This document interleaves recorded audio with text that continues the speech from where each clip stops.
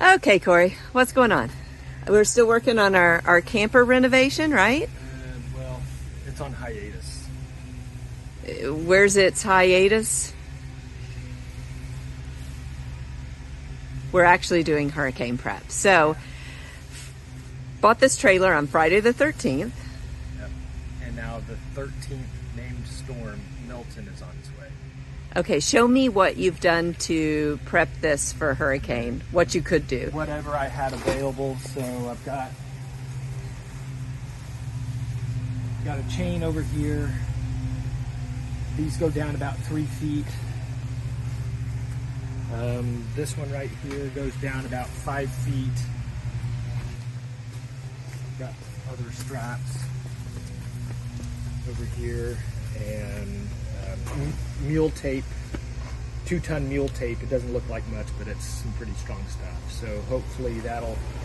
And you taped over some of the stuff. There's no sense in tarping this at this point because... So much of this is damaged. We're going to be replacing so much of it anyway, but just to not have ridiculous leaks in the places that we haven't had leaks. Yeah, so that's pretty much, yeah. All the while hurricane prepping our house as well.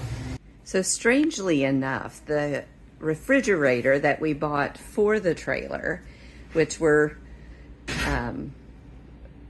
rolling around from room to room as we try to do all of the other stuff. Our house is a total wreck with this trailer renovation. So the fridge, we're actually using it for some of our hurricane prep. We've taken the ice machine and put bags of the ice out of our refrigerator ice machine in here. And as it fills up, we'll continue to put it into this freezer. Most likely we'll lose electric because Polk County has been so inundated with new moves and building that our infrastructure doesn't hold up in hurricanes like it used to. So, and then fill in the fridge with beverages and things like that we might access during the hurricane, and lots of water. So it's more water storage too. So we just filled up Tupperware, anything that we had that was empty, we filled up with water so that we have water instead of doing the crazy run to Walmart and fighting off the hordes.